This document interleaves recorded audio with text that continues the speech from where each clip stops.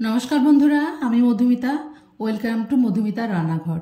আজ আমি আপনাদের সঙ্গে শেয়ার করব সম্পূর্ণ নিরামিষ স্টাফড আলুর দম।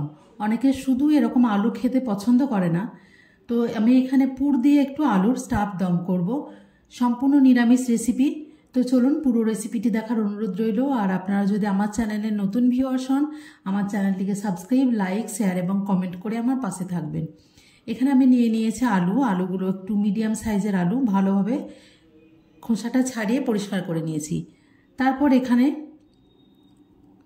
এইভাবে একটা কাটারের সাহায্যে দুই দিকে সমানভাবে প্রথমে কেটে নিতে হবে ছুরির সাহায্যে। তারপরে এইভাবে কাটারের সাহায্যে কিন্তু ভেতরের যে অংশটা, সে অংশটাকে সুন্দর করে বার করে নিতে হবে। যতটা পারা যায় পাতলা করে ভেতরের আলুর অংশটা বের করে নিতে হবে। এবং এই আলুর অংশটা, ভেতরের অংশটাও কিন্তু একদমই ফেলবো না, সেই অংশটা আমি অন্য কাজে ব্যবহার করব। খুব তাড়াতাড়ি কাজটা কিন্তু হয়ে যায়, বেশি একদমই কঠিন নয়। দেখি বুঝতে পারছেন খুব সহজেই হয়ে গেল। এইভাবে কিন্তু আমি প্রত্যেকটা আলুর ভেতরের অংশটা বার করে এভাবে আমি ফাঁকা করে নিয়েছি।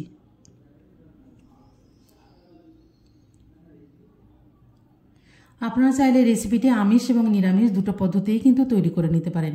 আলুটাকে একটু ভালোভাবে ভাপিয়ে নেব। এর জন্য আমি এখানে জল গরম করে তার মধ্যে দিয়ে দিলাম নুন এবং হলুদ। তারপরে আলুগুলোকে দিয়ে মিনিট 5 মতো ভাপিয়ে নিলেই হবে। তবে একদমই সম্পূর্ণ কিন্তু গলিয়ে ফেলবো না, নইলে কিন্তু এটা পুর ভরতে গিয়ে খুব অসুবিধা হবে। 70% মতো আমি এটা একটু নরম করে সেদ্ধ করে নেব।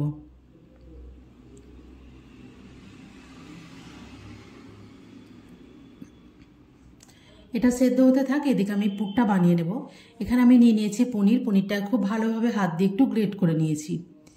এবার এখানে আস্তে আস্তে মশলাগুলো মেশাতে থাকবো। নিয়েছি কালারের জন্য কাশ্মীরি রেড চিলি পাউডার এবং একটু হলুদ গুঁড়ো। এছাড়া লাগবে আমার কিছু বেসিক মশলা। নিয়েছি আমি ধনের গুঁড়ো এবং একটু গরম মশলা গুঁড়ো। আর আমি এখানে 7 থেকে 8টা কাজু বাদামকে ভালোভাবে খুব সুন্দরভাবে ছোট ছোট করে কুচি করে নিয়েছি। আর এখানে নিয়েছি কিশমিশ, সেগুলোকেও কিন্তু আমি খুব সুন্দর করে ছোট ছোট করে কুচি করে নিয়েছি। নিয়েছি একটু ধনেপাতা কুচি না থাকলে